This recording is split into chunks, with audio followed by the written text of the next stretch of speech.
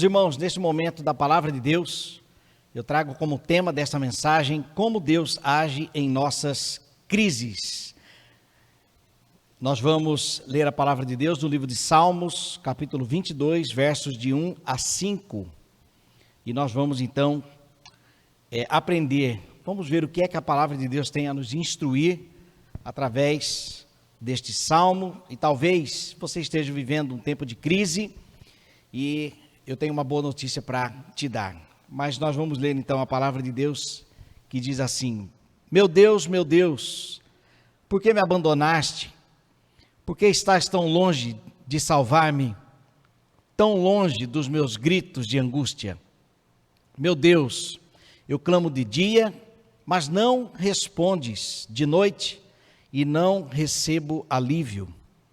Tu, porém, és o santo, és rei, és o louvor de Israel. Em ti, os nossos antepassados puseram a sua confiança, confiaram e os livraste. Clamaram a ti e foram libertos. Em ti confiaram e não se decepcionaram. Até aqui. Vamos orar. Senhor, pedimos a tua bênção, a voz do teu Espírito para a tua igreja, em nome de Jesus, amém. Deus meu, por que me abandonaste? Uma exclamação bastante conhecida, recitado também por Cristo na cruz, no momento da sua crucificação.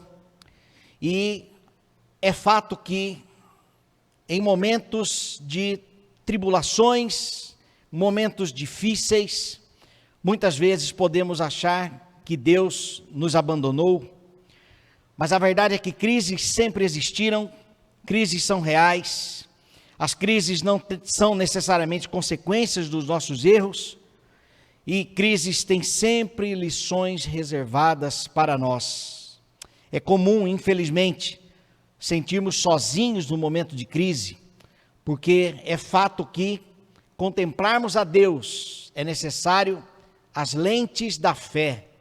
Nós precisamos da fé, até mesmo porque sem fé é impossível agradar a Deus. Achamos que estamos sozinhos nos momentos das crises e muitas vezes olhamos ao nosso redor, não encontramos ninguém e às vezes achamos que até mesmo Deus nos abandonou. Porém, a pergunta que eu faço é: como Deus age, então, diante das crises ou em nossos momentos de crises? E eu quero, então, com esta mensagem, trazer uma reflexão que, com certeza, trará alívio para o seu coração. A primeira forma como Deus age é que Deus age sempre com um propósito destinado para o nosso bem eterno, tá? O foco do Senhor não está voltado primariamente para os frutos desta terra, para as bênçãos desta terra, para nós enquanto estivermos aqui. Por quê, meus irmãos? Porque enquanto estivermos aqui, o nosso corpo é corrompido pelo pecado, nós temos tentações, nós somos tentados pelo diabo, nós somos tentados pelo mundo, nós somos tentados pela nossa própria carne. Efésios capítulo 2 fala sobre isso. Então, é fato que o foco do Senhor está voltado para o nosso bem eterno. Como diz aquele texto, todas as coisas cooperam para o bem daqueles que amam a Deus. E este bem não é necessariamente um sinônimo de bem-estar, um bem temporal, um bem imediato, instantâneo, mas que Deus ele tem o seu propósito, mas o foco primário está no nosso bem eterno, na nossa vida eterna. Não ajunteis tesouros na terra, mas nos céus, porque há vida após a morte, e é para lá que nós estamos indo. Jesus foi preparar-nos um lugar, Então Deus, Ele começa o seu trabalho na nossa vida aqui nesta terra, ainda que no momento de tribulações, de dificuldades, mas o seu propósito está voltado para o nosso bem eterno. A segunda forma, de como Deus age em nossas crises, é que Deus, Ele fala, mas Ele também ouve. Hebreus capítulo 1, um texto clássico sobre este assunto na teologia, diz o seguinte: havendo Deus antigamente falado muitas vezes e de muitas maneiras aos pais pelos profetas, a nós falou-nos nestes últimos dias pelo seu Filho. O texto que nós lemos, Salmo 65, 2, ó tu que ouves a nossa oração. Deus é um Deus que falou durante todo o período. Deus permitiu que fossem registrados as suas mensagens, a sua palavra, os seus planos, o seu propósito, os seus mandamentos, as suas leis para nós. Deus também falou através de sonhos, falou através de visões, mas Deus, Ele ainda fala mediante a sua palavra. Esta revelação foi entregue a nós para que possamos ouvi-lo, mas Ele também, além de ser um Deus que fala, Ele é um Deus que ouve. Nós podemos clamar ao nosso Deus, que Ele sim nos ouve. Ele não se incomoda quando nós o incomodamos, porque nós somos seus filhos, e Ele nos ouve como um verdadeiro Pai. Ele está sempre pronto para nos ouvir. E o que eu digo aqui não é algo para o seu consolo, se você está em crise, mas é algo bíblico, é algo que a história da teologia comprova, mediante os estudos e confirmações, através da palavra de Deus. Deus nos ouve. Caminhando com a Igreja de Cristo, nós testemunhamos de muitos irmãos que compartilham testemunhos, compartilham respostas de oração, fruto do milagre da intervenção de Deus, porque Ele parou e se inclinou para nós. Olha o que diz Mateus 7, versículos 7 a 11. Peçam e lhes será dado. Busquem e encontrarão. Batam e a porta lhes será aberta. Quem está falando aqui é Cristo. Pois todo o que pede, recebe. O que busca, encontra. E aquele que bate, a porta será aberta. Qual de vocês, se seu filho pedir pão, lhe dará uma pedra? Ou se pedir peixe, lhe dará uma cobra? Se vocês, apesar de serem maus, o coração mau, sabem dar boas coisas a seus filhos, quanto mais o Pai de vocês, que está nos céus, dará coisas boas aos que lhe pedirem. Qual é o seu pedido ao Senhor? Qual tem sido o seu clamor a Deus?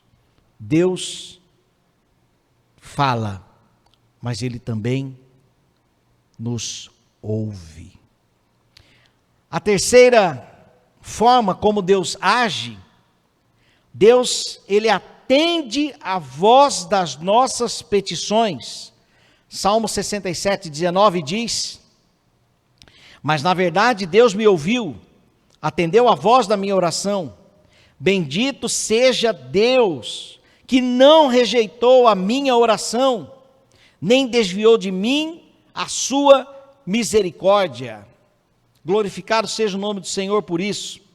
Ele ouviu a oração do salmista, e para ele ouvir, Isto significa claramente que o salmista orou, que o salmista pediu, que o salmista clamou a Deus, ele orou, ele falou com Deus. Deus não rejeitou a oração do salmista e ele pode também atender às suas petições. Davi, no livro de Salmo 59, ele diz no versículo 16: eu, porém, cantarei a tua força, pela manhã louvarei com alegria a tua misericórdia. Por quê? Porquanto tu fostes o meu alto refúgio e proteção no dia da minha angústia.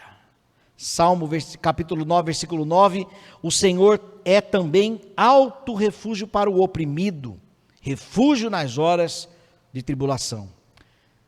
Sabe, meus irmãos, é fato que muitos de nós têm um péssimo hábito de, no momento de crises, contarmos para todo mundo os nossos problemas, abrirmos o nosso coração para todas as pessoas ou para qualquer pessoa.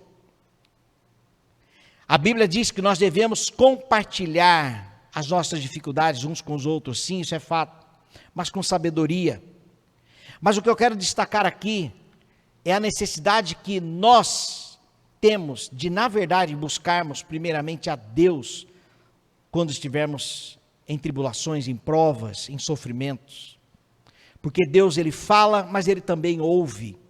E Deus atendeu. A história da Bíblia narra, e a história da igreja nos conta como Deus tem sido bom para o seu povo, como ele tem ouvido as nossas petições. Portanto, faça de Deus o seu confidencial, conte para ele as suas dificuldades, porque ele age em nosso favor, ouvindo as nossas petições. A quarta forma como Deus age diante das tribulações, das crises, das nossas crises, é que Deus espera que invoquemos o seu nome no momento de crise. Claro, ele quer que busquemos a sua presença. Salmo 50, versículo 15. Invoca-me no dia da angústia e eu te livrarei, e tu me glorificarás. Olha o propósito da invocação do nome do Senhor nos dias da angústia. Ele se voltará para nós, nos livrará, e nós o glorificaremos. Meus irmãos, tudo que acontece no mundo, tudo que acontece na nossa família, tudo que acontece na nossa casa tem um propósito: a glória de Deus. Crises ou bênçãos, tempos de fartura ou de escassez, o propósito é a glória de Deus. Então, no momento de dificuldades, nós devemos, como filhos do Senhor, buscar e invocar o nome do Senhor, e Ele então nos livrará, e nós o glorificaremos. Aqui nós aprendemos que as nossas tribulações acontecem para a glória de Deus, porque nos momentos de provas, invocamos ao Senhor, Ele nos livra e nós o glorificaremos. Agora nós precisamos sondar o nosso coração, porque às vezes Deus nos livra e nós agimos como os leprosos que foram embora e não voltaram para agradecer a cura do Senhor. Exaltado seja o nome do Senhor nas tribulações. Ó Deus, se o Senhor não nos livrou, o Senhor há de nos abençoar, o Senhor há de nos livrar, e o teu nome será glorificado em nossa casa. A quinta forma como Deus age, é que Deus age hoje como ontem, e assim será eternamente. Tiago capítulo 1, versículo 17, um dos textos destaque, um texto clássico na teologia que defende, que comprova, na verdade, a imutabilidade de Deus, um dos seus atributos, que diz assim: toda boa dádiva e todo dom perfeito vem do alto, descendo do Pai das luzes, em quem não há mudança nem sombra de variação. Meus irmãos, olha o que diz Salmo 115, versículos de 2 a 8, presta atenção. Porque dirão os gentios: onde está o teu Deus?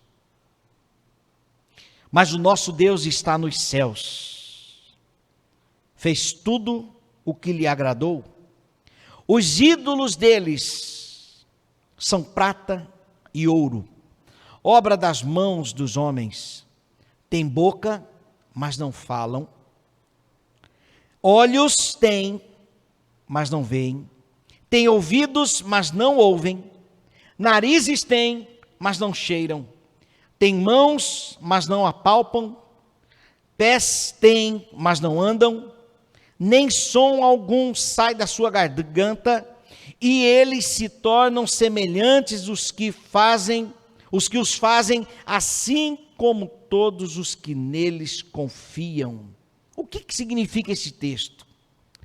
Este salmo, bastante conhecido, Salmo 115, falando sobre os ídolos construídos pelos homens, o salmo quer dizer o seguinte: que quando nós nos submetemos a Deus, o Deus verdadeiro, a nossa experiência espiritual, a nossa vida espiritual, ela é verdadeira, porque há uma reciprocidade. Nós falamos, Deus ouve. Deus fala, nós ouvimos. E na vida espiritual, a nossa vida espiritual, então, ela é real, porque o nosso Deus verdadeiro, o nosso Redentor vive. Ele interfere na nossa vida, na nossa história. E assim como ele agiu ontem, ele age hoje e assim será eternamente. Aqueles que adoram ídolos, deuses falsos, aqui diz que serão como eles, ou seja, espiritualmente inúteis. Porque se submeter a imagens, se submeter a ídolos, a falsos deuses, deixe-me dizer uma coisa: Deus na sua criação não criou deuses minúsculos. Deus não criou um outro Deus concorrente. E se você acha que Satanás é um concorrente de Deus, você está enganado. Deus é o Todo-Poderoso, o Criador dos céus e da terra, o Criador de todas as coisas. Tudo está sob o comando das suas mãos e da sua voz. E esse mesmo Deus que rege a história, ele está em nosso favor. Nas nossas crises, ele intervém, ele age. Porque nós podemos navegar na Bíblia e encontraremos no livro de Salmos, por exemplo, que são palavras do homem para Deus. Nós podemos testemunhar, não somente em Salmos, mas na nossa própria igreja, no nosso convívio, talvez no nosso retrovisor. Olhamos para o que Deus tem feito na nossa vida e no nosso dia a dia, nós podemos então testemunhar de que Deus realmente interfere, intervém, abençoa, nos beneficia, e hoje não será diferente, porque Deus, ele é imutável. Deus não muda. Israel, confia no Senhor, ele é o seu amparo e o seu escudo. Salmo 115, versículo 9. A sexta forma como Deus age é que ele age em seu tempo e da sua forma. É aqui que eu queria chegar. Eu tenho a boa notícia para dizer que Deus, ele age. Deus intervém. Deus, ele te ouve, meu irmão, minha irmã. Ele conhece as nossas dores antes mesmo de nós falarmos para ele. Antes das palavras chegarem na nossa garganta, ele já conhece. Agora, a sua resposta é conforme o seu tempo e a sua forma. Aqui nos traz uma tremenda responsabilidade, a responsabilidade de confiarmos verdadeiramente de que Ele é bom e a sua misericórdia dura para sempre.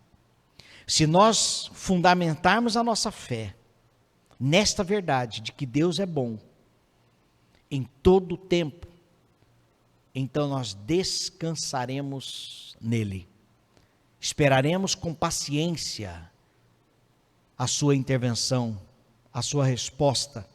Esperaremos com paciência as portas se abrindo, Ele cuidará de nós. A nossa finitude poderá achar que Deus, na nossa crise, nos abandonou. Senhor, por que estás tão longe? Salmo 10, versículo 1. Por que te escondes em tempos de angústia? Se o próprio salmista desfrutou do silêncio de Deus, sofreu com o silêncio de Deus, entenda, talvez você possa também passar por isso, mas continue a leitura e verás que Deus interviu, que Deus respondeu. No dia da angústia, eu te clamei e o Senhor me livrou. Meus irmãos, ainda que no nosso tempo julguemos que Deus nos abandonou ou se atrasou em sua provisão, nós precisamos lembrar que o nosso Deus é um Deus amoroso, é um Deus que age conforme o seu tempo e não conforme o nosso relógio, conforme o nosso cronograma. Deus, Ele tem o seu kairós, o seu momento exato. Lembram da ressurreição de Lázaro? Todos acharam que Jesus estava atrasado. Ah, Senhor, se o Senhor estivesse aqui. Mas para Deus nada é impossível. Lázaro, venha para fora. No nosso tempo, tudo estava perdido. Mas para Cristo, saia daí, venha para fora, eu sou o dono da vida. Eu sou o dono da vida. Vem para cá. Então Lázaro ressuscitou. A filha de Jairo, não adianta mais chamar o mestre, não. Ela já morreu. Então, quando tudo parecia perdido, Deus, no seu tempo e na sua forma, Deus vai lá e resolve a situação. Ela dorme, então a menina ressuscita. O que dizer da multiplicação dos pães? Senhor, aonde nós estamos aqui, não dá tempo de nós voltarmos, nós vamos morrer de fome. E se permanecermos aqui também, e agora? Então Cristo, mais uma vez, surpreende a multidão, multiplicando os pães, respondendo uma necessidade fora da forma humana, mas dentro das suas possibilidades infinitas divina. Como Deus age em nossas crises, Ele age no seu tempo e na sua forma. Deixe-me ler esta parte da mensagem, por favor. Quando Jesus estava no Getsemane, naquele contexto, e levando consigo a Pedro, Tiago e João, começou a sentir-se tomado de pavor e de angústia. Marcos capítulo 14, versículo 33. Ali, naquele jardim de crise, Jesus tinha oferecido, com forte clamor e lágrimas, orações e súplicas, a quem o podia livrar da morte, e tendo sido ouvido por causa da sua piedade. Hebreus capítulo 5, versículo 7. O que eu quero dizer aqui, primeiramente, é que Deus ouviu o seu filho em seu momento de crise. Segundo, ele não deixou o cálice passar. A oração de Jesus, se você não se lembra, Senhor, ele disse, Pai, se possível, afasta de mim este cálice. Esse foi o pedido de Cristo. Claro que na primeira parte da oração, a segunda foi, contudo, que seja feita a tua vontade. Então Deus, ele não deixou o cálice passar. Meu irmão, minha irmã, meu amigo, minha amiga que me ouve nesta hora. Talvez Deus tenha um plano para este tempo de crise que você esteja vivendo, ou talvez que você virá a enfrentar. Credo, pastor, credo não, preste atenção. As crises, elas vêm e elas vão. Elas voltam, mas vão embora de novo. Enquanto estivermos nesta terra, sofreremos crises.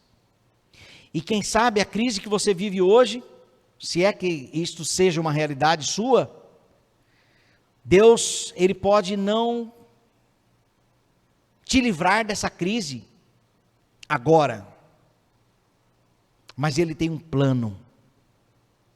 Saiba, meu irmão, minha irmã, que Deus sabe o que você está enfrentando. Ele não deixou o cálice de Jesus passar, naquele momento. Ele não livrou Jesus da morte, ele poderia ter livrado.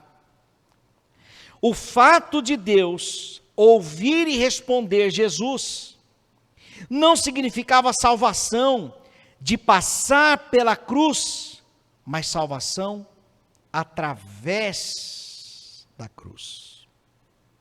Então, ainda que seja incompreensível para nós, não estou dizendo aqui que para Cristo era incompreensível, porque ele sabe de todas as coisas, ele sabia que ele ia ter que enfrentar aquela cruz, e ele sabia também que ressuscitaria ao terceiro dia, mas nós não somos Deus, para saber o que pode acontecer conosco depois da prova, depois do sofrimento, depois da angústia.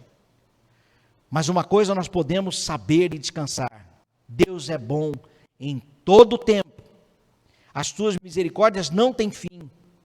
Em um momento algum Deus trabalhará contra nós ou para nos prejudicar. Para concluir, Deus é muito real, grande e glorioso para trabalhar de acordo com as expectativas humanas e cronogramas convenientes. Deus é muito grande para se submeter somente àquilo que nós queremos, independente dos seus atributos, independente de quem Ele é. A Bíblia diz que nós não recebemos porque nós não sabemos pedir. Então, Senhor, o que devemos pedir neste momento de crise? Ou o que pedir em nossos momentos de dificuldade, de tribulação? O que pedir? O Senhor sabe. Então seria inconveniente Deus, sendo Deus, simplesmente responder às nossas petições, porque nós queremos que seja daquela forma. Mas Ele sabe muito mais do que nós. Ele está acima. Os seus caminhos não são os nossos caminhos. Os seus pensamentos não são os nossos pensamentos. Portanto, submetemo-nos à grandeza do nosso Deus. Para concluir, como eu disse, primeiro ponto. Segundo, Ele nos ama demais para regularmente fazer o que nós queremos e quando nós queremos nos momentos de crise. E por fim, Ele sempre nos vê, sempre nos ouve. Em Cristo Ele irá responder, não necessariamente quando e como nós queremos, mas com a resposta que nós precisamos. Mesmo que possam ser dolorosas por agora, mas serão para o nosso bem e glória definitivos. Quero orar por você neste momento. Senhor, obrigado, meu Pai, porque as tuas misericórdias não têm fim. Obrigado porque nós lembramos nesta pregação da tua palavra de que o Senhor é um Deus eterno, um Deus que ouve, um Deus que fala, um Deus que intervém, porém no seu tempo, da sua forma e para a tua glória. Não como nós queremos, do jeito que queremos, no prazo que desejamos, mas conforme a tua vontade. Senhor, ajuda-nos a descansar na verdade de que tu és um Deus bondoso, misericordioso, ciente de todas as coisas, e que as nossas crises não diminuem o teu poder. As nossas dificuldades não te tiram do trono. As nossas crises não faz do Senhor um Deus menor. Mas o Senhor continua sendo o Deus Todo-Poderoso. Obrigado, meu Deus, porque a tua palavra ela é verdadeira e nós confiamos nela por causa do teu Espírito. Ajuda-nos a descansarmos nestas verdades, para que possamos te buscar nas crises, o Senhor nos livrar e nós te gloriarmos mais uma vez. Em nome de Jesus. Amém.